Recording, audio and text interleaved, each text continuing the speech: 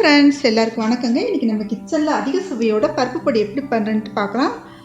இந்த பருப்பு பொடி லஞ்ச் பாக்ஸ் ரெசிபியாகவும் எடுத்துகிட்டு போகலாங்க. கொஞ்சமாக நல்லெண்ணெய் சேர்த்துட்டு ஒயிட் ரைஸோட அந்த பருப்பு பொடி கலந்து அப்படி இல்லை நெய் சேர்த்துட்டு எடுத்துகிட்டு போகலாம். ரொம்பவே சுவை அதிகமாக இருக்கும். அப்புறம் இந்த ரெசிபிக்குள்ளே ஒரு சீக்ரெட் டிப்ஸ் இருக்குங்க. ஸ்கிப் பண்ணாமல் பாருங்கள் லாஸ்ட் வரைக்கும். நம்ம பண்ணக்கூடிய சமையலை அதிக சுவையோட காட்டு சின்ன சின்ன ஈஸியான விஷயங்கள் தாங்க. அந்த சீக்ரெட் பற்றி நீங்கள் தெரிஞ்சுக்கணுமா? நம்ம சேனல் இது வரைக்கும் சப்ஸ்கிரைப் பண்ணிக்கோங்க, பெல் ஐக்கானை கிளிக் பண்ணிக்கோங்க.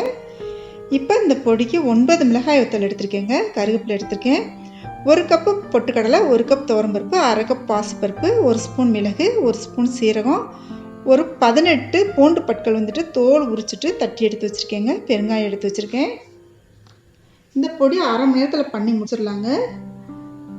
இந்த பருப்பு பொடி இட்லிக்கு கூட நம்ம தொட்டு சாப்பிடலாம், சுவை அதிகமாக தான் இருக்கும். இப்போ ஒரு இரும்பு பாத்திரத்தை அடுப்பில் வச்சுக்கலாம்.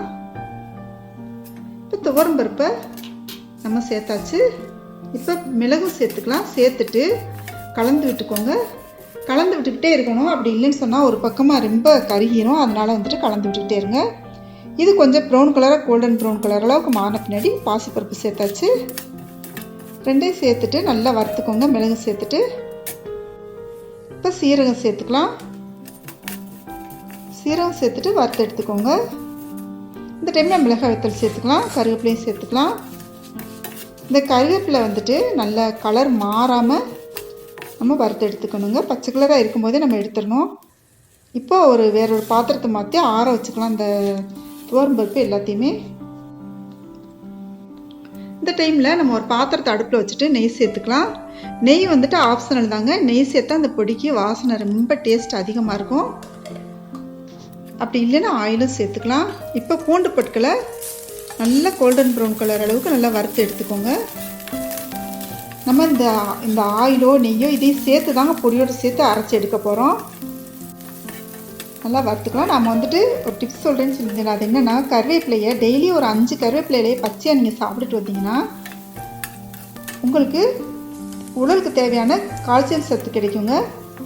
அப்புறம் ஸ்கின் நல்ல ஒரு ஷைனிங் கொடுக்கும். அப்புறம் முடி கொட்டாது. முடி நல்லா கருகருன்னு வளருங்க. இதை ட்ரை பண்ணி பாருங்கள். இப்போ பெருங்காயம் சேர்த்துக்கலாம்.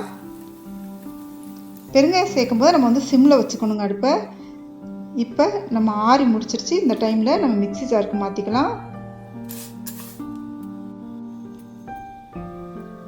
இப்போ பொட்டுக்கடலை சேர்த்துக்கலாங்க. இந்த டைமில் நம்ம அந்த நெய்யோடு சேர்த்து அந்த பூண்டு பொருட்களையும் அந்த பருப்பு அந்த பொட்டுக்கடலையோடு சேர்த்துக்கலாம். இப்போ உப்பு சேர்த்துக்கலாங்க. உப்பு தேவையான அளவுக்கு போட்டுக்கோங்க. சூப்பரான கமகம வாசனையோட பருப்பு பொடி ரெடி ஆயிடுச்சு. இந்த ரெசிபி உங்களுக்கு பிடிச்சிருந்துச்சுன்னா நம்ம சேனல் இது வரைக்கும் சப்ஸ்கிரைப் பண்ணலைன்னா சப்ஸ்கிரைப் பண்ணிக்கோங்க, பெல் ஐக்கானை கிளிக் பண்ணிக்கோங்க, கமெண்ட் பண்ணுங்கள், ஃப்ரெண்ட்ஸ்க்கு ஷேர் பண்ணுங்கள், லைக் பண்ணுங்கள். தேங்க்யூ.